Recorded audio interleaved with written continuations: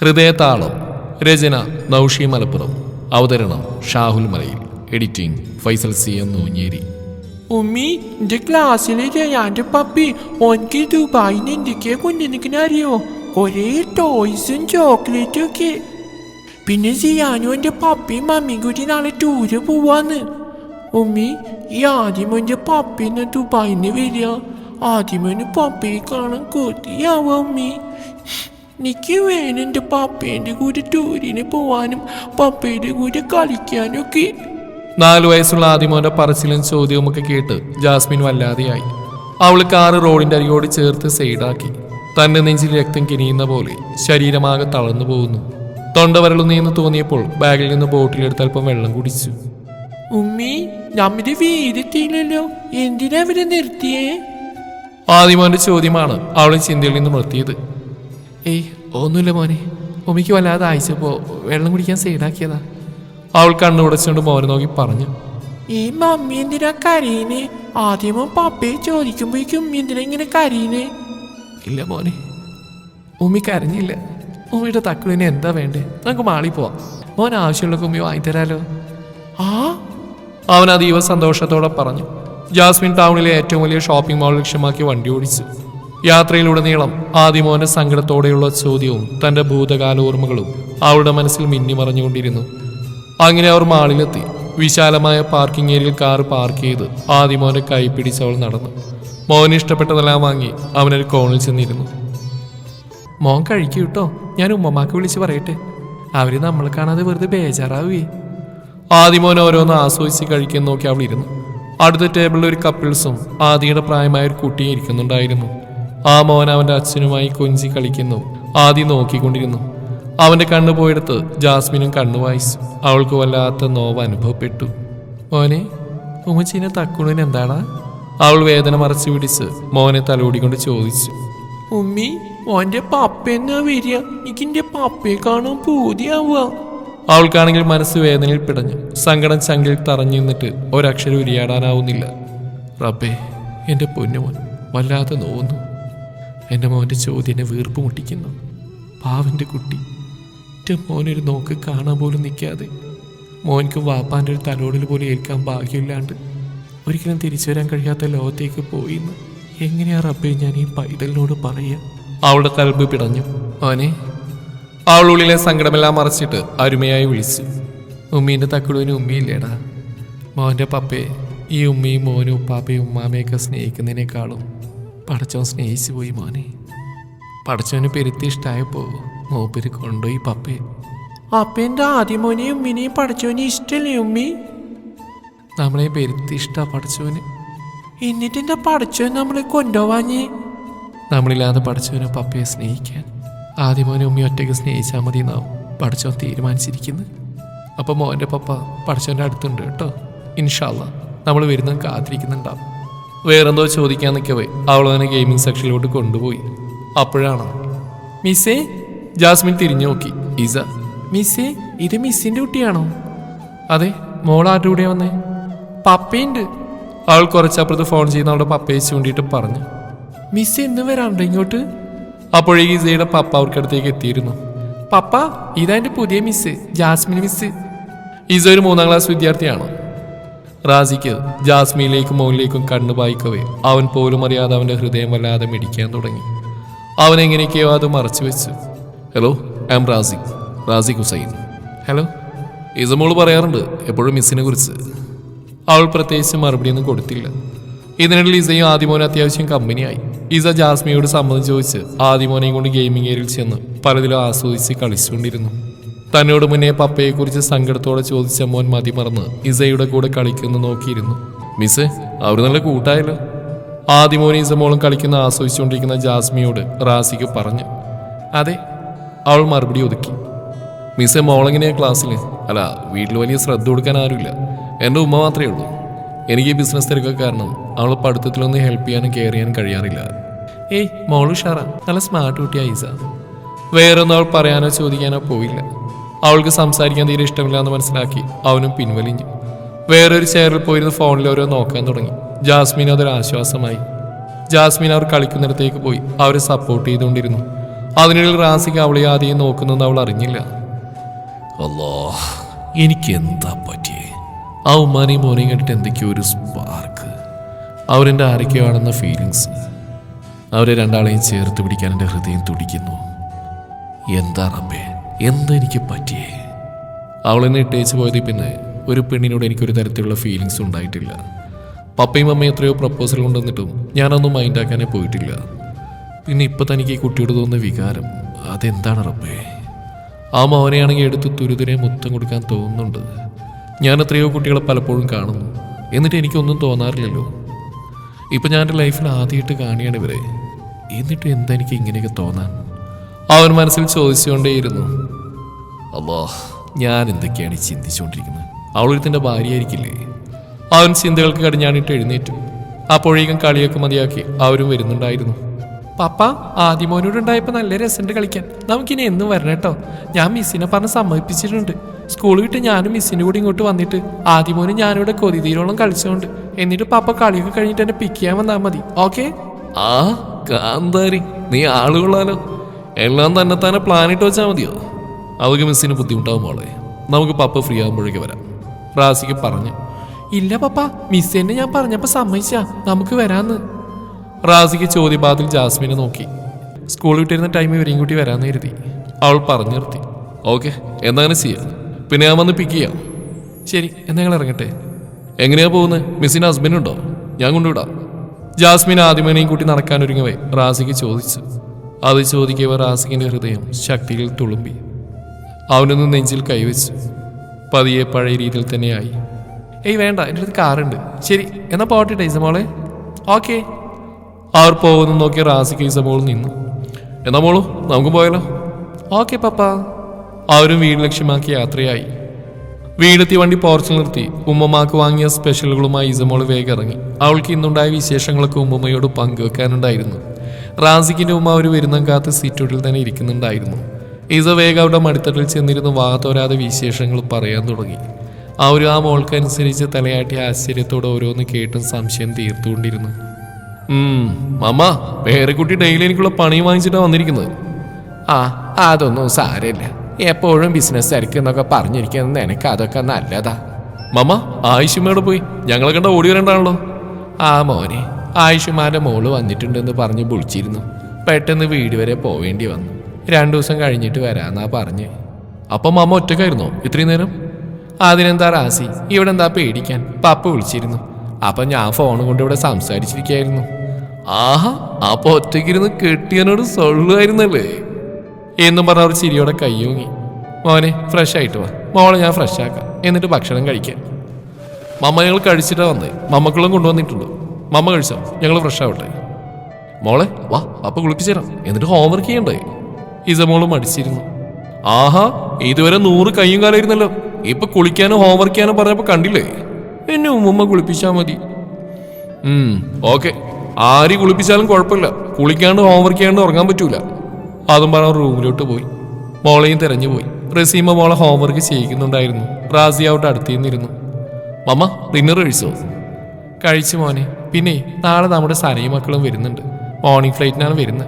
നിന്നോട് 7 മണി ആകുമ്പോഴേക്ക് എയർപോർട്ടിൽ എത്താൻ പറഞ്ഞിരുന്നു മാമി. ആഹാ, സന വരുന്നുണ്ടോ? ഓക്കെ, പോവാലോ. അതിനെന്താ? അല്ല, റിയാസ് അലീനുണ്ടോ? അവനവരുടെ മണിത്തട്ടിൽ തലവെച്ചിടുന്നോട് ചോദിച്ചു. ഏയ്, അവളും കുട്ടികളും വരുന്നുള്ളൂ. റിയാസിന് നല്ല തിരക്കാ, അതുകൊണ്ട് ഇപ്പം ഇല്ലാന്നാ പറഞ്ഞ്. പിന്നെ ഓരോ വിശേഷങ്ങൾ ചോദിച്ചറിഞ്ഞ് ഇസമോള് റസീമയുടെ മടിയിൽ തലവെച്ച് റാസിയെയും കെട്ടിപ്പിടിച്ച് ഉറങ്ങാൻ കിടന്നു. റസീമ രണ്ടാളെയും തലോടിക്കൊണ്ടിരുന്നു. ഇസമോള് പതിയെ ഉറക്കത്തിലേക്ക് വീണു. റാസി, ഞാനൊരു കാര്യം പറയട്ടെ, മോൻ ദേഷ്യപ്പെടരുത്. എന്താ മമ്മ? മോനെ, ഉപ്പാന്റെ കൂടെയുള്ള മജീദ് കയില്ലേ? മജീദ് ഖാന്റെ അനിയന്റെ ഒരു മോളുണ്ട്, നല്ല കുട്ടിയാ. നിനക്ക് വേണ്ടി ആലോചിച്ചാലെന്ന് ചോദിച്ചു വാപ്പച്ചി.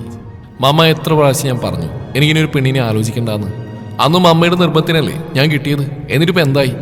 പ്ലീസ് മമ്മ, ഞാനിപ്പോഴൊന്ന് ഓക്കെ ആയി വരുന്നു. ഇനി കൊണ്ടുവല്ല എൻ്റെ അടുത്തേക്ക് പ്ലീസ്. പറഞ്ഞു കഴിഞ്ഞപ്പോഴേക്കും അവൻ കിതച്ചു പോയിരുന്നു. മോനെ, ഞാൻ വേണ്ട മമ്മ, എനിക്കിപ്പോൾ എൻ്റെ മോളുണ്ട്, അത് മതി. അതല്ല മോനെ, നാളെ ഞാൻ ഇല്ലാണ്ടായ ആരെൻ്റെ കുട്ടികൾക്ക് ഉണ്ടാവുക? അവൾ ഒരുത്തി പോയെന്ന് കരുതി എല്ലാ പെൺകുട്ടികളും അങ്ങനെയാവൂ? അവർ സങ്കടത്തോടെ പറഞ്ഞു. അതൊന്നും എനിക്കറിയില്ല മമ്മ. എനിക്കിങ്ങനെ ഒരു പ്രപ്പോസൽ കൊണ്ട് വരരുത്. വാപ്പച്ചിയോട് പറഞ്ഞേക്ക്. അവനതും പറഞ്ഞ റൂമിലേക്ക് പോയി ഡോറ് ശക്തിയിൽ അടച്ചു. റസീമ സങ്കടത്തോടെ ഇറങ്ങുന്ന മോളെ നോക്കി. പാവന്റെ കുട്ടി, ഉമ്മാന്റെ തലോടലും സ്നേഹവും കിട്ടേണ്ട പ്രായത്തിൽ. അവരൊന്ന് ഇടിവീർപ്പിട്ടു. മോളുടെ അടുത്തുനിന്ന് കിടന്നു.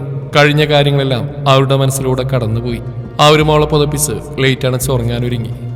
റാസിക്കും ഉറക്കം വരാത്തന്റെ റൂമിനോട് ചേർന്ന ബാൽക്കണിയിൽ ചെന്നിരുന്നു. അവന്റെ മനസ്സ് വർഷങ്ങൾ പുറകിലോട്ട് പോയി. റാസിഖ് ഹുസൈൻ റസിയ ദമ്പതികളുടെ ഒരേയൊരു മകൻ. അതും കാലം ഒരുപാട് കാത്തിരുന്ന ചികിത്സകൾക്കും നേർച്ചകൾക്കും ഒടുവിൽ നാഥൻ കനിഞ്ഞനുഗ്രഹിച്ച കനി. അവരുടെ കല്യാണം കഴിഞ്ഞ് 8 വർഷത്തിന് ശേഷമാണ് റാസിഖ് ജന്മം കൊണ്ടത്. നാട്ടിൽ പേരുകേട്ട വലിയൊരു തറവാട്ടിലായിരുന്നു റാസിഖിന്റെ വാപ്പച്ചി ഹുസൈൻ ജനിച്ചത്. മംഗലത്ത് റസാഖ് ഹാജി ആ നാട്ടിലെ വലിയ പ്രമാണി, പാവങ്ങളുടെ കണ്ണുനീരൊപ്പുന്നവൻ, ആ നാട്ടിലെ എന്തിനേതിനും എല്ലാവർക്കും വേണ്ടപ്പെട്ടവൻ. റസാഖ് ഹാജിയുടെ ഭാര്യ ജമീല, 3 മക്കൾ ഹുസൈൻ, ബഷീർ, സഫൂറ. ആരെയും കണ്ണുമൂടി വിശ്വസിക്കുന്ന റസാഖ് ഹാജിയെ കൂടെ നടന്നവർ തന്നെ ചതിച്ച് റസാഖ് ഹാജിയുടെ സാമ്രാജ്യങ്ങളെല്ലാം സ്വന്തമാക്കി. ഒരു തെളിവ് പോലും ബാക്കി വെക്കാതെ റസാഖ് ഹാജിയെ അവർ വകവരുത്തി. റസാഖ് ഹാജിയുടെ ഭാര്യയും മക്കളും പെരുവഴിയിലായി. പറക്കമുറ്റാത്ത മക്കളെയും കൊണ്ട് ജമീല നിസ്സഹായാവസ്ഥയിലായി. ഭർത്താവിന്റെ അസ്വാഭാവിക മരണത്തിൽ കേസിന് പോകാനൊന്നിനും അവർക്ക് പ്രാപ്തിയോ ആൾബലമോ പണമോ ഉണ്ടായിരുന്നില്ല. റസാഖ് ഹാജിയുടെ സ്ഥാപനങ്ങളിൽ പലതരത്തിലും ക്യാഷ് ഡെപ്പോസിറ്റ് ചെയ്തവർ വീട്ടിലേക്ക് ആശോയിച്ച് വീട്ടുമുറ്റത്തെത്തി. അവസാനം ആ വലിയ വീട് പോലും അവർക്ക് കിട്ടിയ വിലക്ക് വിൽക്കേണ്ടി വന്നു. അതുവരെ അവരുടെ സഹായം പറ്റി കഴിഞ്ഞിരുന്നവർ ആരും ആ ഉമ്മയെയും മക്കളെയും സഹായിച്ചില്ല. ചെറിയ റൂം വാടകയ്ക്ക് എടുത്ത് തൽക്കാലം മക്കളെ കൂട്ടിയുള്ള സൗകര്യത്തിൽ അവർ കഴിച്ചുകൂട്ടി. അതുവരെ പട്ടുമെത്തയിൽ കിടന്നിരുന്ന തൻ്റെ മക്കൾ വിഭവസമൃദ്ധമായ ഭക്ഷണം മാത്രം കഴിച്ചിരുന്നവർ. പലപ്പോഴും തീ പുകയാത്ത ചെറ്റക്കുടിലിൽ പലപ്പോഴും പട്ടിണിയിൽ കഴിയേണ്ടി വന്ന തൻ്റെ മക്കളുടെ അവസ്ഥ അവരെ തളർത്തിക്കളഞ്ഞു. തൻ്റെ പ്രിയപ്പെട്ടവരില്ലാത്ത ഈ ലോകത്തുള്ള ജീവിതം അവസാനിപ്പിച്ചാലോ എന്ന് പോലും അവർ ചിന്തിച്ചു. ഹുസൈൻ 10ാം ക്ലാസ്സിലും ബഷീർ 4ാം ക്ലാസ്സിലും, സഫൂർക്ക് 3 വയസ്സുമായിരുന്നു പ്രായം. ഹുസൈൻ പഠിപ്പുറത്തി പല ജോലിക്കും പോയി തുടങ്ങി. കിട്ടുന്നെല്ലാം ഉമ്മാനെ ഏൽപ്പിച്ചു. പണിയെടുത്ത് തഴമ്പിച്ച തൻ്റെ മോൻ്റെ കൈകൾ ആ ഉമ്മയെ സങ്കടത്തിലാഴ്ത്തി. പക്ഷെ അവർക്ക് വേറെ വഴിയില്ലായിരുന്നു. മോൻ കൊണ്ടുവരുന്നതിൽ അത്യാവശ്യ ചെലവുകൾ മാത്രം കഴിച്ച് ജമീല കാശ് മിച്ചം വെക്കാൻ തുടങ്ങി. ആ തുക ഒരുമിച്ച് കൂട്ടി ചെറിയ ഹോട്ടലും പിന്നെ അത് വളർന്ന റെസ്റ്റോറൻറ്റും പതിയെ പതിയെ ഓരോ സ്ഥാപനങ്ങളും ആ ഉമ്മയും മോനും പടുത്തുയർത്തി. 10 വർഷം കൊണ്ട് അവർ നഷ്ടപ്പെട്ടതിലും ശക്തി പ്രാപിച്ച് തിരിച്ചു വന്നു. ആ ഉമ്മയുടെയും മോൻ്റെയും ഹാർഡ് വർക്കിന്റെ ഫലമായി പ്രകൃതി പോലും അവർക്ക് അനുകൂലമായി. തൊടുന്നതെല്ലാം പൊന്നായി മാറി. ഇന്ന് അവർ MR ഗ്രൂപ്പ് എന്ന പേരിൽ കേരളത്തിലും ദുബായിലും തിളങ്ങി നിൽക്കുന്നു. അതെ, തൻ്റെ വലിയുമ്മ അന്ന് മക്കളെയും കൊണ്ട് മരിക്കാൻ തീരുമാനിച്ചിരുന്നെങ്കിലോ? കടങ്ങളും പ്രതിസന്ധികളും കാരണം ഒന്നുമറിയാത്ത കുഞ്ഞു മക്കളെയും കൊണ്ട് ആത്മഹത്യ ചെയ്യുന്നവർ കണ്ട് പഠിക്കേണ്ടതുണ്ട് എൻ്റെ വല്യമ്മയുടെ മനോധൈര്യം. തൻ്റെ വാപ്പച്ചി വലിയമ്മയുടെ പിന്തുണയോടെ പടുത്തുയർത്തിയതാണ് ഈ സാമ്രാജ്യം. അതും ഒരിക്കലെല്ലാം നഷ്ടപ്പെട്ടെടുത്ത് നിന്നു 0 മുതൽ. റാസിക്ക് ഓരോന്ന് ഓർത്തുകൊണ്ടിരുന്നു. പിന്നെ വാപ്പച്ചിയും അമ്മയെ കല്യാണം കഴിച്ച് 10 വർഷം കഴിഞ്ഞാണ് ഞാൻ ഉണ്ടായത്. ആദ്യമൊക്കെ വാപ്പച്ചിയും അമ്മയും ദുബായിലായിരുന്നു. പിന്നീട് അമ്മ നാട്ടിൽ കൂടിയിടക്ക് പോയി വരും. വലിയമ്മയും കൊച്ചാപ്പയും ഫാമിലിയും മാമിയും ഫാമിലിയൊക്കെ ദുബായിലാണ്. ഞാൻ നാട്ടിലെ ബിസിനസ്സും നോക്കി നടത്തുന്നു. ഇടയ്ക്കെന്തെങ്കിലും ആവശ്യങ്ങൾക്ക് പോയി വരും. 23ാം വയസ്സിൽ ലണ്ടനിൽ നിന്ന് MBA പഠനം പൂർത്തിയാക്കി നാട്ടിലേക്ക് എത്തി. വാപ്പച്ചിയുടെ ബിസിനസ് രംഗത്ത് പുതിയ ചുവടുകൾ വെച്ച് തുടങ്ങിയ സമയത്തായിരുന്നു തൻ്റെ ജീവിതത്തിന്റെ താളം മറിച്ചുകൊണ്ട് അത് സംഭവിച്ചത്. ഓഫീസിൽ കാര്യമായിട്ടൊരു ഡീൽ ഡിസ്കഷൻ നടക്കുന്നുണ്ടായിരുന്നു. പെട്ടെന്നൊരു ശ്വാസതടസ്സം അനുഭവപ്പെട്ടത് ആദ്യമായിട്ടായിരുന്നു. ഒരു വിധത്തിലും ശ്വാസം എടുക്കാൻ കഴിയാതെ വന്നപ്പോഴാണ് മാനേജറിയും കൂട്ടി ഹോസ്പിറ്റലിൽ പോയത്. ഡോക്ടർ ചെക്കപ്പ് എല്ലാം കഴിഞ്ഞു. ECGയും എക്കോ ടെസ്റ്റും ഒക്കെ കഴിഞ്ഞതിന് ശേഷം രോഗം സ്ഥിരീകരിച്ചു. അപ്പോഴേക്കും വാപ്പച്ചിയും വന്നിരുന്നു. ഡോക്ടർ വാപ്പച്ചിയെ ക്യാബിനിലേക്ക് വിളിപ്പിച്ചു. മിസ്റ്റർ ഹുസൈൻ, റാസിഖിനെതിന് മുന്നേ ചെറുപ്പത്തിൽ എന്തെങ്കിലും ഹാർട്ട് സംബന്ധമായിട്ടുള്ള അസുഖങ്ങൾ ഉണ്ടായിരുന്നോ? ഇല്ല ഡോക്ടർ, ഇതുവരെ അങ്ങനെയൊന്നും ഉണ്ടായിട്ടില്ല. ഓക്കെ സി മിസ്റ്റർ ഹുസൈൻ, റാസിഖിൻ്റെ ഹാർട്ടിൻ്റെ പമ്പിങ് കുറഞ്ഞുകൊണ്ടിരിക്കുകയാണ്. ഒരുപക്ഷെ വൈകാതെ പൂർണ്ണമായിട്ടും ഹാർട്ട് ഫെയിലിയർ സംഭവിച്ചുകൂടായികയില്ല. അല്ലാ, എൻ്റെ മോൻ. ഡോക്ടർ, ഇതിനെന്താ ചികിത്സ? വേവലാതിയോടെ ഹുസൈൻ ചോദിച്ചു. ലോക്ക് മിസ്റ്റർ ഹുസൈൻ, നിങ്ങൾ പേടിക്കാതിരിക്കും. അതിനൊക്കെയല്ലേ ഞങ്ങൾ. ഡോക്ടർ, ഒരുപാട് കാത്തിരുന്ന് കിട്ടിയതാ എൻ്റെ മോനെ. അവൻ്റെ ഉമ്മയെങ്ങാനത്ത് അറിഞ്ഞ ആ ശക്തനായ മനുഷ്യനാകെ തളർന്നു പോയിരുന്നു. ഏയ് കൂൾ മിസ്റ്റർ ഹുസൈൻ, പേടിക്കണ്ട. നിങ്ങളെല്ലാവർക്കൊക്കെ ധൈര്യം കൊടുക്കേണ്ടത് നമുക്കാദ്യം പമ്പിങ്ങിൻ്റെ ബ്ലോക്ക് നീക്കി നോക്കാം. Okay doctor. പിന്നീടെല്ലാം പെട്ടെന്നായിരുന്നു. ചികിത്സകളും ഡോക്ടറുടെ നിർദ്ദേശങ്ങളും റെസ്റ്റുമോ കഴിഞ്ഞ് പതിയെ ആരോഗ്യം വീണ്ടെടുത്തു. അങ്ങനെ ഒരു ദിവസം അമ്മ ഒരു ആവശ്യമായി അടുത്തു വന്നു. മോനെ, അമ്മ ഒരു കാര്യം പറഞ്ഞ മോനെതിരൊന്നും പറയരുത്. എന്താ അമ്മ? മോനിപ്പോൾ ഒരു കൂട്ടുണ്ടായാൽ നന്നായിരിക്കും. ഡോക്ടർ കഴിഞ്ഞ വീക്കിൽ ചെക്കപ്പിന് പോയപ്പോൾ പറഞ്ഞിരുന്നു നിനക്ക് എപ്പോഴും പോസിറ്റീവ് സ്ട്രോക്ക് ഉണ്ടാവുന്ന കാര്യങ്ങൾ ചെയ്യണമെന്നൊക്കെ. അതിന് നമുക്ക് തോന്നുക മോൻ്റെ ജീവിതത്തിലേക്ക് ഒരു പെൺകുട്ടി വന്നാൽ മോൻ അതൊരു മമ്മി എന്തൊക്കെയാ പറയുന്നത്? ഒരുപക്ഷെ എപ്പോഴും മരണം സംഭവിച്ചേക്കാവുന്ന ഒരു ഹാർട്ട് പേഷ്യൻ്റാണ് ഞാൻ. എന്നിട്ട് എൻ്റെ ജീവിതത്തിലേക്ക് ഒരു പെൺകുട്ടിയെ കൂടി വലിച്ചെടുക്കാനോ? എന്തൊക്കെയാ റാസി നീ പറയുന്നേ? ആരാ നിന്നോട് പറഞ്ഞ മരണം കാത്തി കിടക്കാന്ന്? ഇനി മേലിൽ ഇങ്ങനത്തെ വർത്താനം പറഞ്ഞു പോരുത് മോനെ. ഇങ്ങനെയുള്ള ചിന്തകളൊക്കെ മനസ്സിൽ വരാണ്ടിരിക്കാനാ ഞാൻ ഈ സൊല്യൂഷൻ പറഞ്ഞു. പ്ലീസ് മോനെ സമ്മതിക്ക്. എത്ര നിസ്സാരമായിട്ടാ മമ്മ ഈ പറയുന്നത്? ഒരു നേരം പോലും മെഡിസിൻ മുടക്കാൻ പാടില്ലാത്ത തന്നെ ഏത് പെൺകുട്ടിയെ ഇഷ്ടപ്പെടുക, എൻ്റെ കൂടെ ജീവിക്കാൻ ആഗ്രഹിക്കുക? ഇനി വന്നാലും മമ്മ, നമ്മളാണെങ്കിൽ അറിഞ്ഞുകൊണ്ട് ഒരു ഹാർട്ട് പേഷ്യൻറ്റിന് മകൾ കെട്ടിച്ചു കൊടുക്കുമോ? മമ്മ ഇങ്ങനെ സ്വാർത്ഥയാവല്ലേ? ഇല്ല മോനെ, മോൻ്റെ സാഹചര്യങ്ങളൊക്കെ അറിഞ്ഞിട്ട് താല്പര്യത്തോടെ വരുന്ന കുട്ടിയുണ്ടെങ്കിൽ മതി. മോൻ സമ്മതിക്ക്. ഏയ് ഇല്ല അമ്മ, അത് നടക്കില്ല. മോനെ, വാപ്പിച്ചിക്കും അമ്മക്ക് നീ ഒരാളല്ലേ ഉള്ളൂ. നിന്റെ ഭാവി സുരക്ഷ ഞങ്ങൾ നോക്കണ്ടേ? പ്ലീസ് നീ സമ്മതിക്കും മോനെ. റസിയയുടെ കരച്ചിലിന് അപേക്ഷയ്ക്കും ഒടുവിൽ റാസിക്ക് അർത്ഥസമ്മതം മൂളി. റസിയക്ക് ആശ്വാസമായി. ഇനി തന്നെ ഭർത്താവിനെ പറഞ്ഞ് സമ്മതിപ്പിക്കണം, ഉമ്മ സമ്മതിപ്പിക്കണം, എല്ലാവരെയും സമ്മതിപ്പിച്ചെടുക്കണം. അവർ മനസ്സിൽ കണക്കുകൂട്ടി. ഹുസൈൻ ആദ്യമൊക്കെ എതിർത്തു, പിന്നീട് റസിയയുടെ നിർബന്ധത്തിന് വഴങ്ങി. ഹുസൈൻ തന്റെ ഉമ്മയോടും അനിയോടും പെങ്ങളോടുമെല്ലാം കാര്യം അറിയിച്ചു. എല്ലാവരും അതിനെ അനുകൂലിച്ചു. അങ്ങനെ റാസിയുടെ വിവാഹാന്വേഷണം തുടങ്ങി. റാസിയുടെ എല്ലാ കാര്യങ്ങളും അറിഞ്ഞു വരുന്ന ഒരു പെൺകുട്ടി മതിയെന്ന് ആദ്യമേ പറഞ്ഞിരുന്ന അന്വേഷിക്കുന്നവരോട് പണമോ പ്രതാപമോ ഒന്നും വേണ്ട, റാസിയെ നല്ല രീതിയിൽ സ്നേഹിക്കുന്ന നല്ലൊരു കുട്ടിയായാൽ മതി. മംഗളതറവാടിലെ ചെക്കനെ ആർക്കാ ഇഷ്ടപ്പെടാണ്ടിരിക്കുക? സ്മാർട്ട്നെസ്, സുന്ദരൻ, നല്ല സ്വഭാവം, വിദ്യാഭ്യാസം എല്ലാം ഉണ്ട്. പക്ഷെ അവൻ്റെ അസുഖവിവരറിഞ്ഞ ആരോധന തയ്യാറായില്ല. അങ്ങനെയാണ് നജിലയുടെ ആലോചന വരുന്നത്. നജില ഒരു പാവം വീട്ടിലെ കുട്ടിയാണ്. ബാപ്പ മരണപ്പെട്ടു പോയ ആ കുടുംബത്തിൽ 3 പെൺമക്കളാണ്. മൂത്ത 2 പെൺമക്കളിൽ മൂത്തയാളെ കല്യാണം കഴിഞ്ഞ് ഭർത്താവ് ഉപേക്ഷിച്ചതാണ്. രണ്ടാമത്തെ ആൾക്ക് ഒരു കാല് തളർന്നു നിൽക്കുന്നതായതുകൊണ്ട് ആരും കെട്ടിക്കൊണ്ടുപോയില്ല. നജില ഇപ്പോൾ ഡിഗ്രി കംപ്ലീറ്റ് ചെയ്തു. 2 പെൺമക്കളും വീട്ടിലിരിക്കെ നജിലക്ക് വരുന്ന കെട്ടൊന്നും ശരിയാവുന്നില്ല. ആൺതുണയില്ലാത്ത കുടുംബത്തിന്റെ എല്ലാ ചിലവുകളും തങ്ങളുടെ തലയിലാവുമെന്ന് കരുതി ആരും അതിന് മുതിർന്നില്ല. അങ്ങനെയാണ് റാസിക്കിന്റെ ആലോചന ആ കുടുംബത്തിലെത്തുന്നത്. റാസിക്കും കുടുംബം നജിലയെ പെണ്ണ് കാണാൻ പോയി. പെണ്ണിനെ എല്ലാവർക്കും ഇഷ്ടമായി. റാസിക്കിന് അവളോട് സംസാരിക്കണമെന്ന ആവശ്യത്താൽ അവർ രണ്ടുപേരും പറമ്പിലേക്ക് ഇറങ്ങി. നജില, ഞാൻ റാസിക്ക്. നജിലാക്ക് എന്നെ ഇഷ്ടമായോ? എന്താണോ വാ തുറന്നു പറ. ഇഷ്ടമായി, അവൾ തെല്ലി നാണത്തോടെ പറഞ്ഞു. ഞാനൊരു കാര്യം ചോദിക്കട്ടെ? സത്യം പറയണം. കുട്ടിക്കറിയില്ലേ, ഞാൻ ആയുസെണ്ണി കാത്തിരിക്കുന്ന എപ്പോൾ വേണമെങ്കിലും മരണം മാടി വിളിക്കാൻ ചാൻസ് ഉള്ള ഒരു ഹാർട്ട് പേഷ്യൻ്റ് ആണെന്ന്. എന്നിട്ടൊന്ന് എന്നെ കല്യാണം കഴിക്കാൻ സമ്മതമാണെന്ന് പറഞ്ഞ് അവൻ ചോദ്യം നിർത്തി അവളുടെ മറുപടിക്കായി കാതോർത്തു. അത് അവൾ പതിയെ പറഞ്ഞു.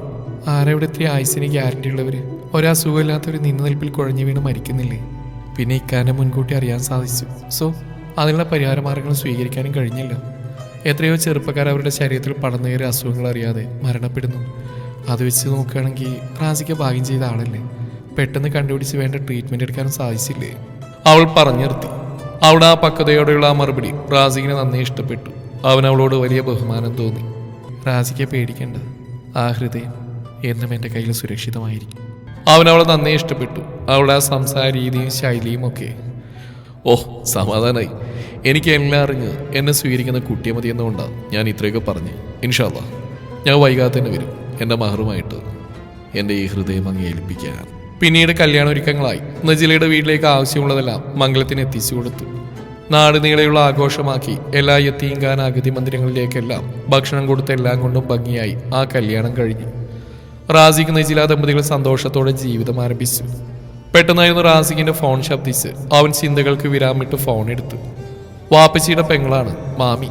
ആ ഒരു വിശേഷങ്ങളൊക്കെ ചോദിച്ചറിഞ്ഞു. പരസ്പരം കുറെ സംസാരിച്ചു. സനയെ പിക്ക് ചെയ്യാൻ എയർപോർട്ടിൽ പോകാനൊക്കെ പറഞ്ഞിട്ട് മാമി ഫോൺ കട്ട് ചെയ്തു.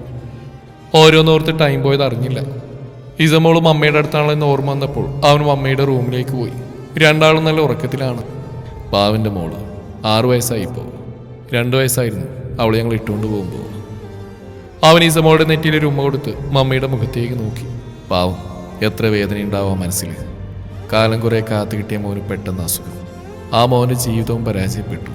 പെറ്റുമ്മയില്ലാതൊരു പെൺകുട്ടിയും വളർന്നു വരുന്നു. ആ മനസ്സിൽ പിന്നെ എവിടുന്നാണ് സമാധാനം കിട്ടുക? അവൻ മമ്മയൊന്ന് തലോടിക്കൊണ്ട് തിരിഞ്ഞടന്നു. പിറ്റേന്ന് രാവിലെ റാസിക്കും ഇസമോളും റസിയയും ചേർന്ന് സനയെയും മക്കളെയും കൂട്ടി വന്നു. അവർക്ക് അവിടെ വെക്കേഷൻ ആയതുകൊണ്ട് 1 മാസം നാട്ടിൽ നിൽക്കാമെന്ന് കരുതി വന്നതാണ്. സനയ്ക്ക് ട്വിൻസാണ്. 4 വയസ്സുള്ള ഹാസിനും ഷസയും ഇസയുടെ ബെസ്റ്റ് ഫ്രണ്ടാണ്. ഇസമോൾക്ക് പിന്നെ പെരുന്നാൾ പ്രതീതിയായിരുന്നു. സൺഡേ ആയതുകൊണ്ട് സ്കൂളും ഇല്ല. ഫുൾ അവരോടൊത്ത് കളിയും അവർ കൊണ്ടുവരുന്ന ഗിഫ്റ്റുകൾ കൊണ്ട് കളിക്കലൊക്കെ.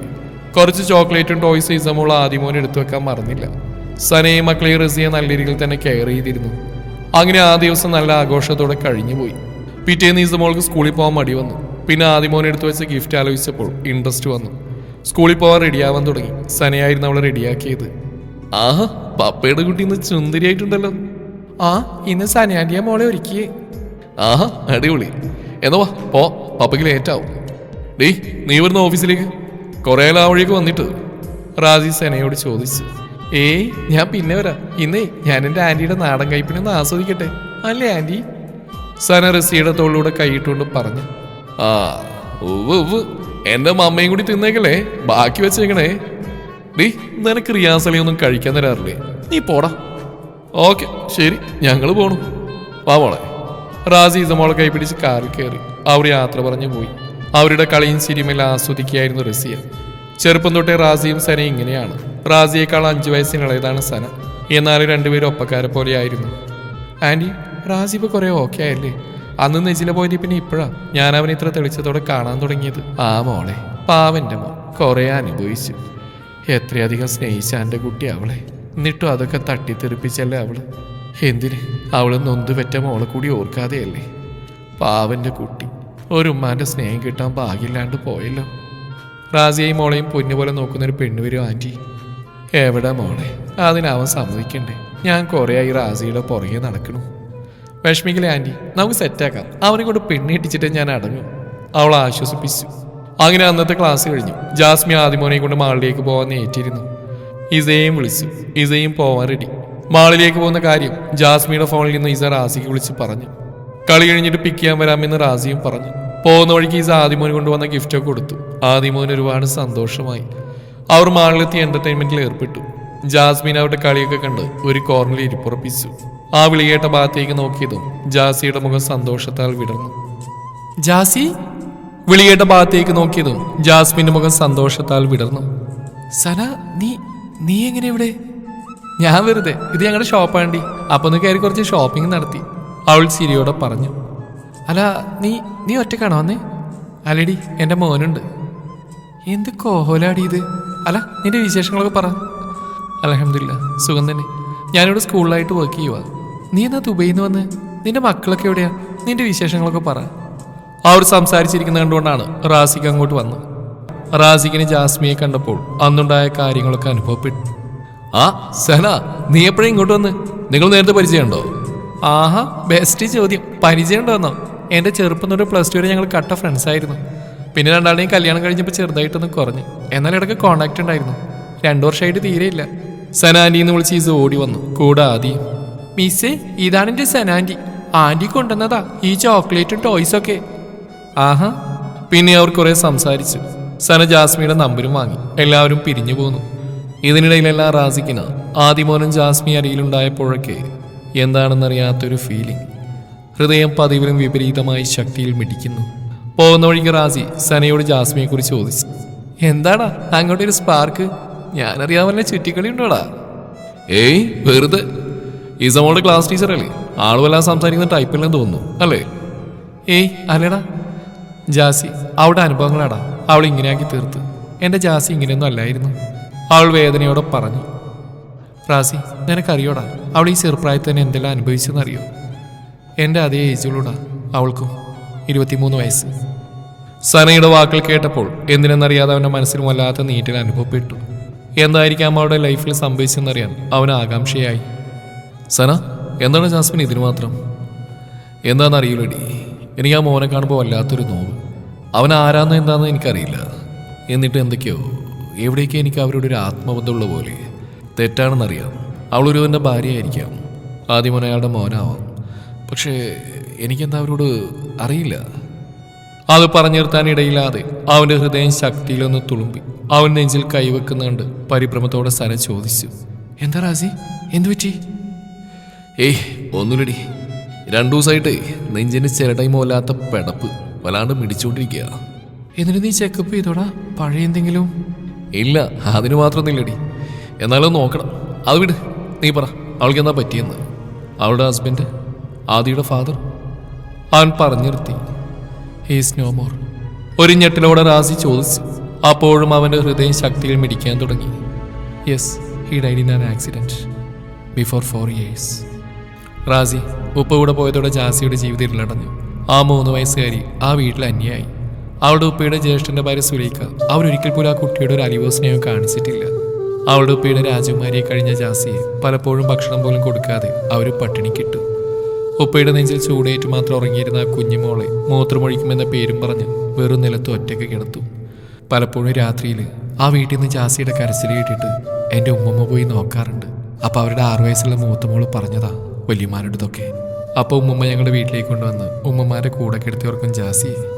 ഒരു ദിവസം ജാസിയുടെ അടങ്ങാത്ത നിലവിളി കേട്ട് ഉമ്മുമ്മയും എൻ്റെ ഉമ്മയും ചെന്ന് നോക്കിയപ്പോൾ നിലത്ത് കിടന്ന് പിടയുന്ന മോളെയാണ് കണ്ടത്. ഉമ്മുമ്മയെ കണ്ട് സുലൈഖയാകെ പേടിച്ചു. ഉമ്മുമ്മ സുലൈഖയുടെ മോളോട് കാര്യം ചോദിച്ചു. അപ്പം ആ കുട്ടി പറയാ, എനിക്ക് കഴിക്കാനെടുത്ത് വെച്ചിരുന്ന് ജാസി എടുത്തതിന് ഉമ്മ ജാസി അടുപ്പിന്ന് വിറകുള്ളി വെച്ചതാ.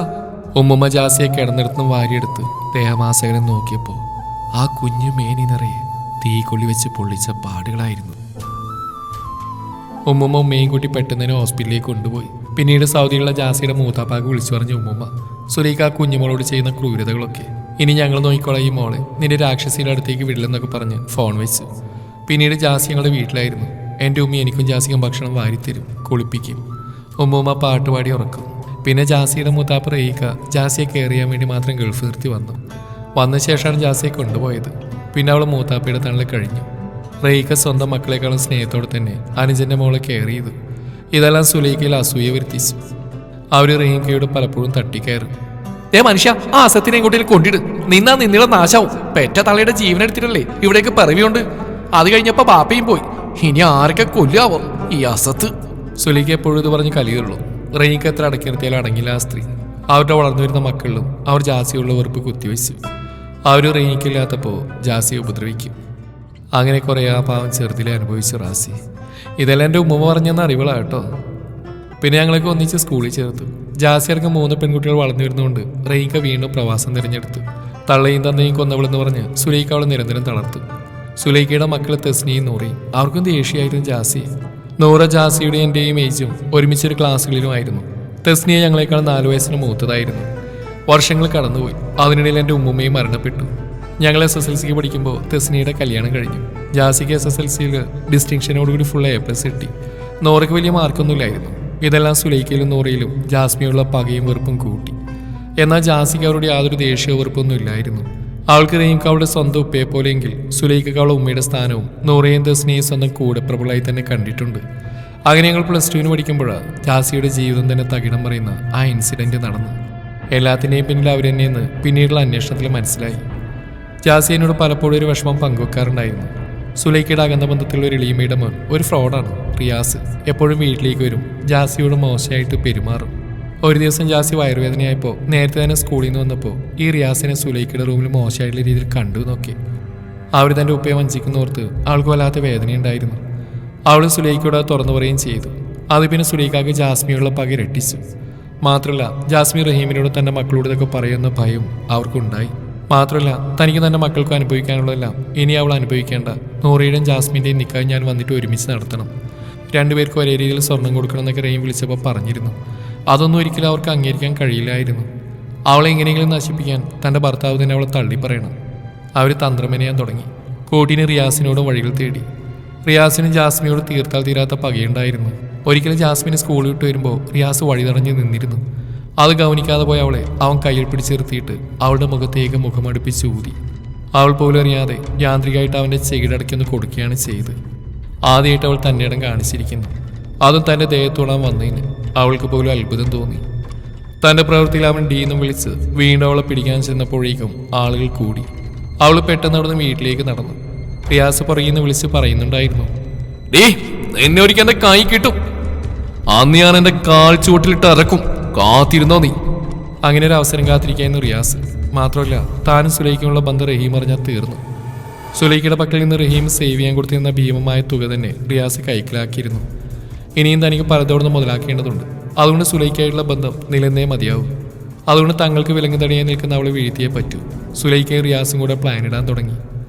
നാളെ അവർക്ക് സെൻഡ് ഓഫ് ഡേ ആണെന്ന് പറഞ്ഞിരുന്നു നൂറ. അങ്ങനെയെങ്കിൽ ഇവിടെ എല്ലാവരും തള്ളിപ്പറയുന്ന രീതിയിൽ മാനം കെടുത്തണം. സുലൈഖ റിയാസിനോടും കാര്യം പറഞ്ഞു. റിയാസ് അവളോടുള്ള പകയെ മനസ്സിൽ വെച്ച് നടക്കുകയായിരുന്നല്ലോ. റിയാസ് അത് ശരിവെച്ചു. ഒരനാശ്വാസ പ്രവർത്തനത്തിൽ കൊടുക്കുക അവർ പ്ലാൻ ചെയ്തു. അനാശാസ്യ പ്രവർത്തനത്തിൽ തെളിവ് സഹിതം പിടിക്കപ്പെട്ട ജാസ്മിനെ റഹീമിനെ കൊണ്ട് തള്ളിപ്പറയിക്കുക. എന്നിട്ട് പതിയെ റഹീമിനെ പറഞ്ഞ പാട്ടിലാക്കി റിയാസിനെ കൊണ്ട് കല്യാണം കഴിപ്പിക്കുക. സുലൈഖ റിയാസിനെ ഓഫർ ചെയ്തു. ഇതിലേറെ എന്തുണ്ട് റിയാസിന് അവളോട് പ്രതികാരം ചെയ്യാൻ? റിയാസിന്റെ കൂടെയുള്ള ജാസ്മിയുടെ ഗതികെട്ട ജീവിതോർത്ത് സുലൈഖയെ ഹാപ്പി, റിയാസ് അതിലേറെ ഹാപ്പി. പക്ഷേ ഇതെങ്ങനെ നടപ്പിലാക്കും? നമ്മൾ ഉദ്ദേശിച്ച സ്ഥലത്ത് ജാസ്മിനെ എങ്ങനെ വരുത്തും? അവരാലോചിച്ചു. അതെ, നൂറയെ കൊണ്ട് വരുത്തിക്കാം. സുലൈഖ കണക്ക് കൂട്ടി. നൂറയ്ക്ക് ജാസ്മിനെ കണ്ണെടുത്താൽ കണ്ടുകൂടാ. ജാസ്മിന് SSLC ഡിസ്റ്റിങ്ഷൻ കിട്ടിയ സന്തോഷത്തിൽ റഹീം ജാസ്മിന് ഒരു ഫോൺ സമ്മാനിച്ചിരുന്നു. അവൾക്കൊരു ഫോണോ ഇല്ലാലോ. ഏതെങ്കിലും ആവശ്യം വന്നാൽ സുലൈഖ അവളുടെ ഫോണൊന്നും കൊടുക്കാറുമില്ല. അതൊക്കെ കൊണ്ടാണ് ജാസ്മിന് റഹീം ഫോൺ കൊടുത്ത്. അത് സുലൈഖാക്കും നൂറാക്കും തീരെ പിടിച്ചിട്ടില്ലായിരുന്നു. തനിക്കില്ലാതെ അവൾക്ക് ഫോൺ കൊടുത്താൽ സഹിക്കാൻ പറ്റുമോ? അതുകൂടെ ആയപ്പോൾ നൂറയ്ക്ക് ജാസ്മിനോട് തീർത്താൽ തീരാത്ത വെറുപ്പായി മാറി. ഇതെല്ലാം ഒന്നുകൂടെ പറഞ്ഞ് പിരിയേറ്റി നോക്കാൻ സുലൈഖ നൂറയുടെ അടുത്തേക്ക് ചെന്നു. മോളെ, ആ ജാസ്മിന് ഉപ്പ ഹയർ സ്റ്റഡീസിന് എത്ര പണവും ചെലവാക്കി പഠിപ്പിക്കുന്നു. എൻ്റെ മക്കൾ അനുഭവിക്കേണ്ടതൊക്കെ നിങ്ങളുടെ ഉപ്പ അവൾക്ക് വാരിക്കോരി കൊടുക്കുക. എന്തിന്? എൻ്റെ മോൾക്ക് ആ മനുഷ്യര് ഫോൺ വാങ്ങി തന്നു, എന്നിട്ട് അവൾക്ക് ഗിഫ്റ്റായി കൊടുത്തിരിക്കുന്നു. ഇങ്ങനെ പോയ ഞാനും എൻ്റെ മക്കൾ കൂടെ തെണ്ടി തിരിയേണ്ടി വരുമല്ലോ. എല്ലാം കേട്ട് നൂറയ്ക്ക് ദേഷ്യം ഇരട്ടി. അവളെ, ആ ജാസ്മിൻ ഞാൻ സമ്മതിക്കില്ല. എൻ്റെ ഉപ്പാന്റെ പൈസ ഇട്ട് അവളിനി ഞെളിഞ്ഞടക്കണ്ട. എന്താ ഉമ്മ നമ്മൾ ചെയ്യാം? ഇതെന്നെ പറ്റിയ അവസരം. അതേ മോളെ, അവൾ ഇനി എൻ്റെ മക്കൾ അനുഭവിക്കേണ്ടൊന്നും അനുഭവിക്കേണ്ട. അവളെ ഉപ്പാക്ക് കണ്ടുകൂടാതാവണം. ഉമ്മ ഒരു വഴി പറയാം, മോൾ അതുപോലെ ചെയ്താൽ മതി. നാളെ മോൾക്ക് സെൻഡ് ഓഫ് അല്ലേ? അതെ ഉമ്മ, ഒരു വഴിയുണ്ട്. നമ്മുടെ റിയാസിന് ഒരു ദിവസം നെറിയട്ടോളം മുഖത്തേക്ക് അടിച്ചിരുന്നു പോലും. അതിൻ്റെ പക വീട്ടാൻ നടക്കുക അവൻ. എന്നിട്ട് സുലൈഖ അവരുടെ പ്ലാനിങ് ഒക്കെ പറഞ്ഞു. നീ അവളെ ഒന്ന് ലൈബ്രറിയിൽ എത്തിച്ചാൽ മാത്രം മതി. ഏയ് ഉമ്മ, അതൊക്കെ പ്രശ്നമാവും. അവസാനം ഞാൻ കൊടുക്കും. പിന്നെ ഉപ്പയെങ്ങനെ അറിഞ്ഞാൽ നമ്മളെ ജീവനോട് വിടൂല. അതൊന്നും പുറത്തറിയില്ല. അതൊക്കെ റിയാസ് കാശ് എണ്ണിക്കൊടുത്ത ആളെ ഏർപ്പാടാക്കുന്നുണ്ട്. അവൻ കമാന്നൊരക്ഷരം പോലും നമുക്കെതിരെ പറയില്ല. മാത്രമല്ല, അവൻ വിളിച്ചിട്ട് വന്നാണെന്നൊക്കെ അവൻ പബ്ലിക്കായിട്ട് പറയുകയും ചെയ്യും. പത്രക്കാരും TV കാരൊക്കെ റിയാസ് വിളിച്ചോളും. ആദ്യം അവളുടെ ഫോൺ നമുക്ക് എടുക്കണം. അത് വെച്ച് കുറച്ച് പണികളുണ്ടെന്നാ റിയാസ് പറഞ്ഞ്. മകളെപ്പോലെ കാണേണ്ട മകളുടെ പ്രായത്തിലുള്ള ജാസ്മിയെ നീചമായി ചതിക്കാനുള്ള പ്ലാൻ നടപ്പിലാക്കാൻ സ്വന്തം മോളെ കൂടെ കൂട്ടുപിടിക്കുമ്പോഴും സുലൈഖാക്ക് ഒരു കുറ്റബോധം തോന്നിയില്ല. സ്വന്തം സഹോദരിയെ ചതിയിൽ വീഴ്ത്തുന്നതിൽ നൂറക്കും ഒന്നും തോന്നിയില്ല. അങ്ങനെ പിറ്റേ ദിവസം രാവിലെ ജാസ്മിൻ സലാം പറഞ്ഞിറങ്ങി. അവൾ അങ്ങനെയാണ്. അവളെ ആരും സ്നേഹിച്ചില്ലെങ്കിലും പരിഗണിച്ചില്ലെങ്കിലും അവൾ ആരോടും ദേഷ്യം കാണിക്കാറില്ല. എന്ന് സ്കൂളിലേക്ക് പോകുമ്പോൾ സലാം പറഞ്ഞിട്ട് അവൾ ഇറങ്ങും. സലാം ആരും മടക്കില്ല, എന്നാലും അവൾ പറയും. അതിനു മുന്നേ അവളുടെ ഫോൺ നൂറെടുത്ത് വെച്ചിരുന്നു. ജാസ്മിൻ സ്കൂളിലേക്ക് ഫോൺ കൊണ്ടുപോകാറില്ല. അന്ന് സെൻഡ് ഓഫ് അല്ലേ, ഫോട്ടോസൊക്കെ എടുക്കണമെന്ന് കരുതി ഫോൺ ബാഗിലിട്ടിരുന്നു. നൂറ തൻ്റെ ഫോൺ എടുത്തറിയാതെ ജാസ്മിൻ സ്കൂളിലേക്ക് നടന്നു. തൻ്റെ ഫ്രണ്ട്സിനെയും പ്രിയപ്പെട്ട അധ്യാപകരെയും തനിക്ക് ഏറ്റവും പ്രിയപ്പെട്ട തൻ്റെ ക്ലാസ് സാറ് ഫൈസാൻ സാറിനെയൊക്കെ പിരിയുന്നതിൽ ജാസ്മിന് നല്ല ടെൻഷൻ ഉണ്ടായിരുന്നു. ഫൈസാൻ മാഷ അവിടെ ഒരു സ്റ്റുഡൻ്റ് എന്നതിലുപരി ഒരു അനിയത്തിയായിട്ടായിരുന്നു കണ്ടിരുന്നത്. ഫൈസാൻ മാഷ ഒരു സോഷ്യൽ വർക്കറും കൂടെ ആയിരുന്നു. അതുകൊണ്ട് തന്നെ ജാസ്മിൻ്റെ കുറേ കാര്യങ്ങളൊക്കെ അദ്ദേഹത്തിന് അറിയാമായിരുന്നു. അതുകൊണ്ട് തന്നെ ഒരു സഹോദരൻ്റെ കെയറിങ് തന്നെയായിരുന്നു അവൾക്ക്. അതുപോലെ തൻ്റെ സഹോദരങ്ങളിൽ നിന്ന് പോലും കിട്ടാത്ത സ്നേഹവും കരുതലും തന്നിരുന്ന തൻ്റെ പ്രിയപ്പെട്ട ഫ്രണ്ട്സ്. ഇവരെയൊക്കെ പിരിയാൻ അവൾക്ക് വല്ലാത്ത സങ്കടം തോന്നി. എന്നാൽ അവൾ അധികം ചിന്തിച്ച് നിൽക്കാതെ ഉള്ള ടൈം കളറാക്കാൻ കളികളും പാട്ടുകളൊക്കെയായി തൻ്റെ ഫ്രണ്ട്സിനൊപ്പം കൂടി. തനിക്ക് ചുറ്റും കെണിയൊരുങ്ങുന്നത് അറിയാതെ. അതിനിടയിൽ നൂറ വന്ന് അവളോട് പറഞ്ഞു, ലൈബ്രറി വരെ ഒന്ന് വരുമോ? ഒരു ബുക്ക് തിരികെ വെക്കാറുണ്ട്. ഇവറ്റകളൊന്നും വരുന്നില്ല. എനിക്കാണെങ്കിൽ ഒറ്റയ്ക്ക് അങ്ങോട്ട് പോകാൻ തന്നെ പേടിയാണ്. നീ ഒന്ന് കൂടെ വരുമോ? അവളങ്ങനെ ചോദിച്ചപ്പോൾ ജാസ്മിന് സംശയവും തോന്നിയില്ല. അവൾ ഇതിലൊന്നും പറയാൻ നൂറയുടെ കൂടെ പോയി. ലൈബ്രറിയിൽ എത്തിയപ്പോൾ നൂറ ജാസ്മിനോട് പറഞ്ഞു, നീ ഇതൊന്ന് അവിടെ വെക്കും, ഞാൻ ആ പൈപ്പിൽ നിന്ന് എൻ്റെ ഫേസ് വാഷ് ചെയ്യട്ടെ. ജാസ്മിൻ സമ്മതിച്ചു. അവൾ ലൈബ്രറിക്കുള്ളിൽ കയറി പുസ്തകം ഷെൽഫിൽ വെച്ച് തിരിഞ്ഞതും പെട്ടെന്നാണ് ഡോറ് ക്ലോസ് ആയത്. വല്ലാത്ത ഇരുട്ടായിരുന്നു അവിടെ. അവൾ പേടിച്ചു. വാതിലിന്റെ ബോട്ടിടുന്ന ശബ്ദം കേട്ട് അവൾ ഞെട്ടിപ്പോയി. ഒരാൾ മൊബൈൽ ഫ്ലാഷ് ലൈറ്റ് അടിച്ച് അവളുടെ അടുത്തേക്ക് വരുന്നത് അവൾ കണ്ടു. അവൾ പിന്നോട്ട് പോയി. അയാൾ അടുത്തെത്താനായതും അവൾ ഡോറിനടുത്തേക്ക് പാഞ്ഞു. നൂറാന്ന് വിളിച്ച് ഡോർ കുറെ തട്ടി. ആരും കേട്ടില്ല. അയാൾ അവൾ അവിടുന്ന് വലിച്ചുകൊണ്ടുപോയി. പ്ലീസ് എന്നെ വിട്, എന്നെ ഒന്ന് ചെയ്യല്ലേ പ്ലീസ്, അവൾ കരഞ്ഞുകൊണ്ട് പറയുന്നുണ്ടായിരുന്നു. ഞാനൊന്നും ചെയ്യൂല പെണ്ണേ, നമുക്ക് കുറച്ചു നേരം ഇവിടെ മിണ്ടി മറിഞ്ഞിരിക്കാം, അത്രേ ഉള്ളൂ. അവളൊന്നും മനസ്സിലാവാതെ അയാളെ നോക്കി. അയാൾ അവളുടെ ഷാളും സ്കേർഫൊക്കെ വലിച്ച് നിലത്തേക്ക് ഇട്ടു. അവൾ നിലവിളിക്കാൻ നിൽക്കെ അയാൾ അവളുടെ വായ ശക്തിയിൽ പൊത്തിവെച്ചു. അവളുടെ മുടിയുടെ പിന്നഴിച്ചു. അവൾക്ക് നനങ്ങാൻ പോലും കഴിഞ്ഞില്ല. ഓക്കെ, ഇത്രയും മതി. ഇനി ബാക്കി മോള് കണ്ടോ കേട്ടോ.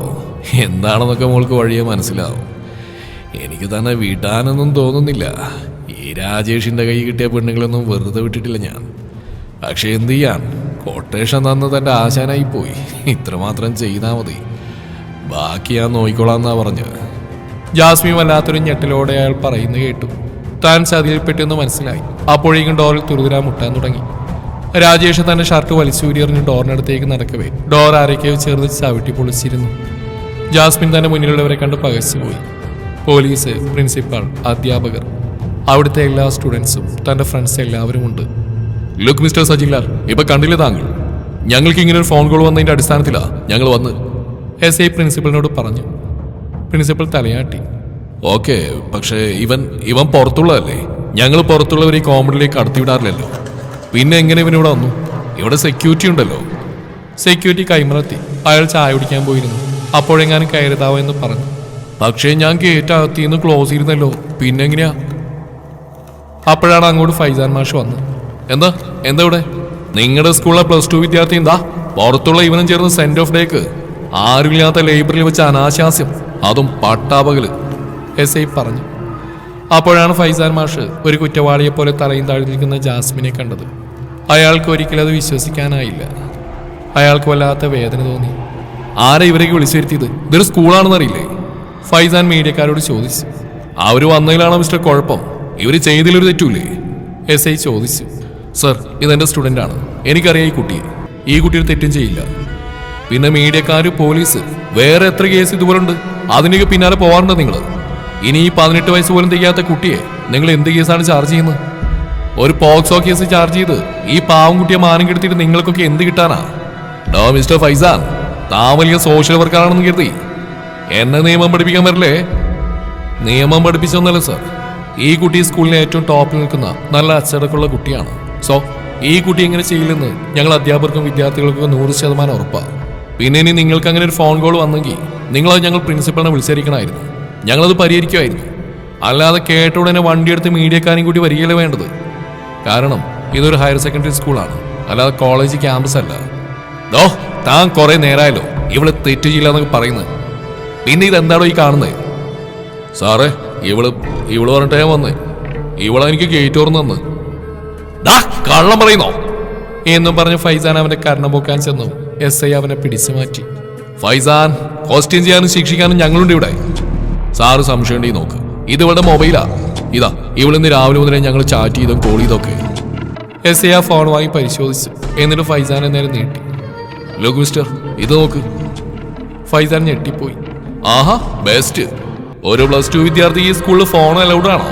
മിസ്റ്റർ ഫൈസാൻ, നിങ്ങൾ പഠിപ്പിക്കുന്ന ഈ നല്ല കുട്ടി സ്കൂളിലേക്ക് മൊബൈൽ കൊണ്ടുവരുന്നതും താങ്കൾ അറിഞ്ഞില്ലേ? ഫൈസാനൊന്നും പറയാൻ കിട്ടിയില്ല. എന്നാലും ഫൈസാൻ അവിടെ നടക്കുന്ന രംഗങ്ങളൊക്കെ ഒപ്പിയെടുക്കുന്ന മീഡിയക്കാരോട് കെഞ്ചി പറഞ്ഞു. പ്ലീസ്, നിങ്ങൾ തിരിച്ചു പോകണം. ഇവിടെ നടക്കുന്നത് നിങ്ങളുടെ ചാനലിൽ ഇടല്ലേ? ഇതൊരു നല്ല പേര് മാത്രം കിട്ടിക്കൊണ്ടിരിക്കുന്ന സ്കൂളാ. ഒരുപക്ഷെ ഞാനും നിങ്ങളും നിങ്ങളുടെ സഹോദരങ്ങളെല്ലാം പഠിച്ചിറങ്ങിയ സ്കൂളാ. ദയവ് ചെയ്ത് ഈ സ്കൂളിന് ഒരു പേരുദോഷം കേൾപ്പിക്കല്ലേ. പിന്നെ അതൊരു പാവം വീട്ടിലെ കുട്ടിയാ, ഒരു പെൺകുട്ടി കൂടിയാ. ആ കുട്ടിക്കും ഭാവി ജീവിതമുണ്ട്. നിങ്ങൾക്കില്ല പെങ്ങളും മക്കളൊക്കെ. അതെല്ലാം ഓർത്ത് ദയവ് തിരിച്ചു പോകണം നിങ്ങൾ. ഇതെല്ലാം കണ്ടും കേട്ടുന്ന ജാസ്മിൻ താൻ ഈ ഭൂമി തുളഞ്ഞ് താഴേക്ക് പോയെങ്കിലെന്ന് ആശിച്ചു. പെട്ടെന്നാണ് അവൾ തളച്ചയോടെ നിലത്തേക്ക് പതിച്ച് അവൾ അധ്യാപകരെല്ലാം താങ്ങിപ്പിടിച്ച് ഹോസ്പിറ്റലിൽ എത്തിച്ചു. ഇതേ സമയം സ്കൂൾ കോമ്പൗണ്ടിൽ SI റിയാസിനെ കോൾ ചെയ്ത് വിവരങ്ങളൊക്കെ പറഞ്ഞു. അപ്പോഴേക്ക് അവൾക്കൊരു ഫൈസാൻ രക്ഷകനായി വന്നതും മീഡിയക്കാർ അവന്റെ വാക്കനുസരിച്ച് തിരികെ പോയതും അവളെ വീണ്ടും ഹോസ്പിറ്റലിൽ കൊണ്ടുപോയതുമല്ല. എല്ലാം കേട്ട് റിയാസിന് ദേഷ്യം വന്നെങ്കിലും അവൾ എല്ലാവരുടെയും മുമ്പിൽ മാനം കെട്ടല്ലോ എന്നോർത്ത് സമാധാനം തോന്നി. സാരമില്ല, ഇത്രയും മതി. അവൻ SIയോട് തിരിച്ചു പോകാൻ പറഞ്ഞു. ഹോസ്പിറ്റലിൽ അധ്യാപകരെല്ലാം തിരിച്ചുപോയി. ജാസ്മിനൊപ്പം ഞാനും എൻ്റെ മറ്റു ഫ്രണ്ട്സും ഫൈസാൻ മാഷും മാത്രം ബാക്കിയായി. ഞങ്ങളെല്ലാവരും ജാസ്മിനെ ആശ്വസിപ്പിച്ചുകൊണ്ടിരുന്നു. ജാസ്മിൻ ആകെ തരിച്ചിരിക്കുകയായിരുന്നു. ഞങ്ങൾക്കറിയാമായിരുന്നു അവൾ നിരപരാധിയാണ്, അവൾ ട്രാപ്പിൽ പെടുത്തിയതാണെന്നൊക്കെ. ഞങ്ങൾ കണ്ടിരുന്നു നൂറ് അവളെ വിളിച്ചുകൊണ്ടുവന്നില്ല.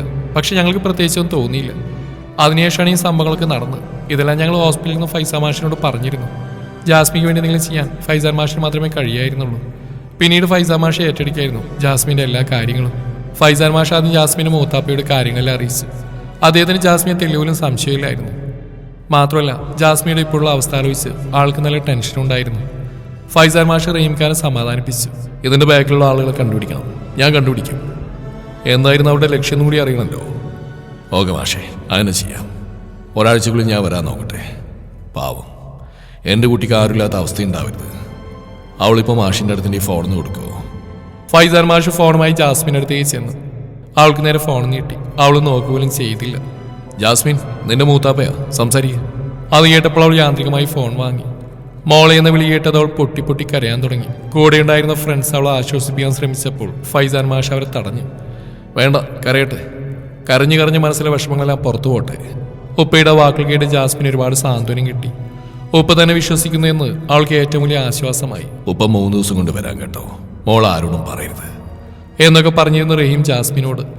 അങ്ങനെ ഫൈസാൻ മാഷ് റഹീമിന്റെ സമ്മതപ്രകാരം അവളെ കൗൺസിലിംഗ് ടീച്ചർ ഷെരീഫ ടീച്ചറുടെ വീട്ടിലാക്കി. അവരവളെ സന്തോഷത്തോടെ സ്വീകരിച്ചു, ആശ്വസിപ്പിച്ചു. ജാസ്മിന് ഒരുപാട് സമാധാനമായി. ജാസ്മിൻ തന്റെ വിഷമങ്ങളെല്ലാം അവരോട് ഷെയർ ചെയ്തു. അവരവൾക്കൊരു ഉമ്മയെപ്പോലെ സാന്ത്വനമേകി. ജാസ്മിൻ ഇപ്പൊ കുറെ ഓക്കെ ആയി വന്നു. തന്റെ ഉപ്പ തന്നെ തെല്ലുപോലും സംശയിച്ചില്ലല്ലോ. അതായിരുന്നു അവൾക്ക് ഏറ്റവും വലിയ ശക്തി. താൻ അവളുടെ സഹോദരിയല്ലേ. ഇതുവരെയായിട്ട് താൻ എന്തെങ്കിലും അവർക്കെതിരായിട്ട് ചെയ്തിട്ടുണ്ടോ?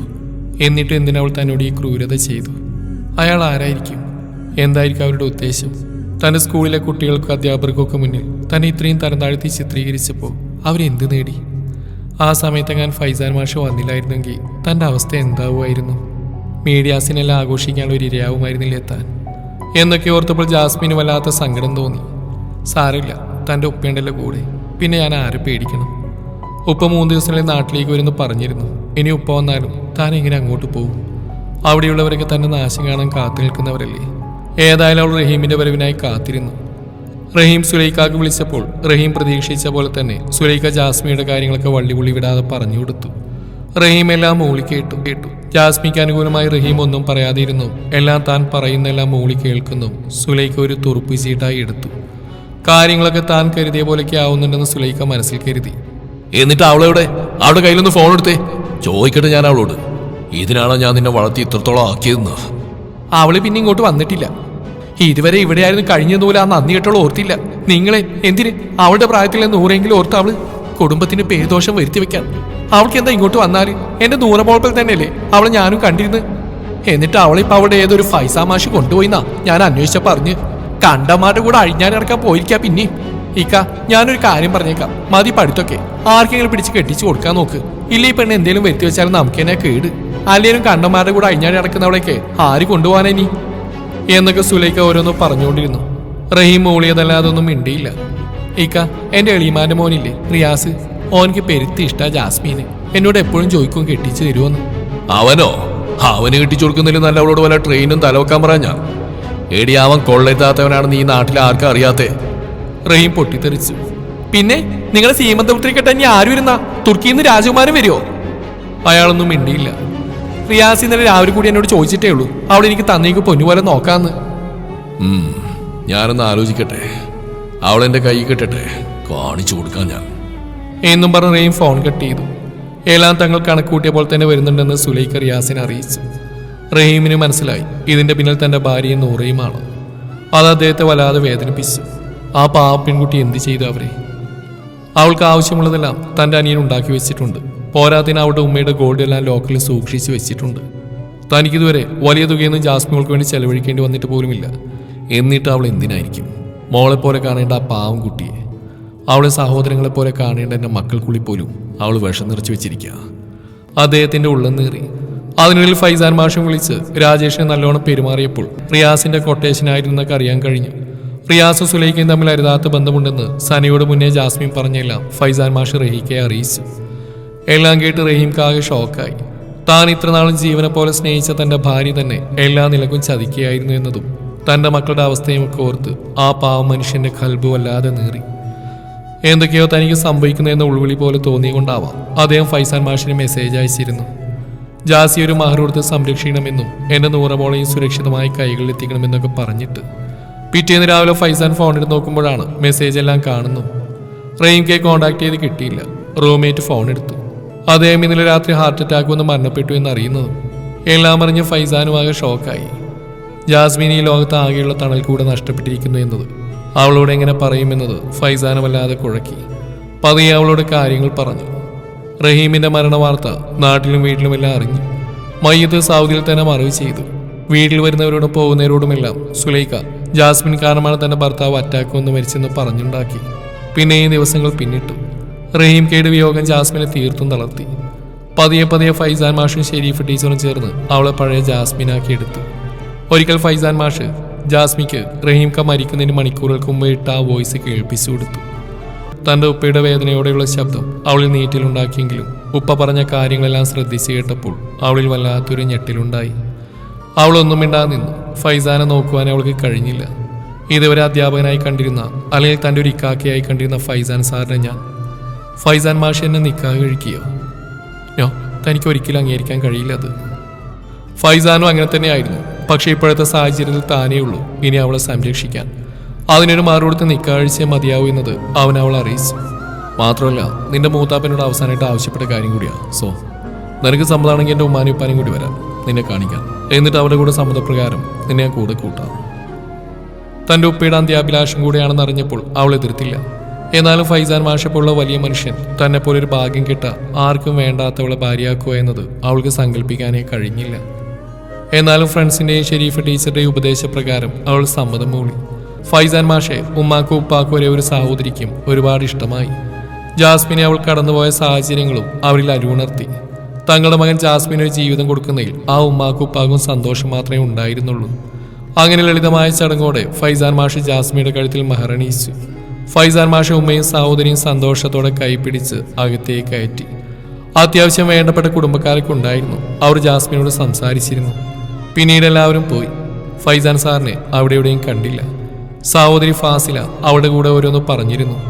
ഫാസില ഫൈസാൻ മാഷ 5 വയസ്സിനുള്ളതാണ്. ഫാസിലയുടെ കല്യാണം കഴിഞ്ഞിട്ട് 4 വർഷമായി. 3 വയസ്സുള്ള ഒരു കാന്താരി മോളുണ്ട്. ഹസ്ബൻഡ് വിദേശത്താണ്. ഫുഡൊക്കെ കഴിക്കാനായപ്പോഴാണ് ഫൈസാൻ മാഷ് വന്ന്. എല്ലാവരും കഴിക്കാനിരുന്നു. ജാസ്മിക്കൊന്നും ഇറങ്ങുന്നില്ലായിരുന്നു. എന്തൊക്കെയോ കഴിച്ചെന്ന് വരുത്തി അവൾ പതിയെ എഴുന്നേറ്റു. എല്ലാവരും ഭക്ഷണം കഴിച്ച് ഉറങ്ങാനൊരുങ്ങി. ജാസ്മിയെ ഫാസില റൂമിൽ അടുത്തുവരെ കൊണ്ടാക്കി. ജാസ്മിൻ പതിയെ റൂമിൽ കയറി. അവൾ നന്നായി വിറക്കുന്നുണ്ടായിരുന്നു. അവൾ ചുറ്റും കണ്ണോടിച്ചു. സാറില്ല. ബാത്റൂമിൽ നിന്ന് വെള്ളം വീഴുന്ന ശബ്ദം കേൾക്കുന്നുണ്ട്. അവൾ പതിയെ തന്റെ കഴുത്തിൽ തൂങ്ങുന്ന ഫൈസാൻ എന്ന് കുത്തിവെച്ച മാലയിൽ നോക്കി.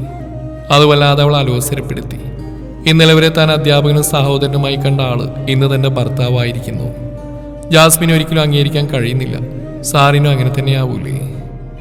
തന്നോട് സാതാപം കൊണ്ട് മാത്രമായിരിക്കില്ലേ സാറിന് എനിക്ക് ഈ ഭാര്യാ പദവി നൽകിയത്? അയാൾക്ക് വല്ലാതെയായി. പെട്ടെന്നാണ് ബാത്റൂം ഡോർ തുറക്കുന്ന ശബ്ദം കേട്ടത്. സാരദ തന്റെ അരികിലേക്ക് വരുന്നു. അവൾ എന്ത് ചെയ്യണമെന്നറിയാതെ നിന്നു.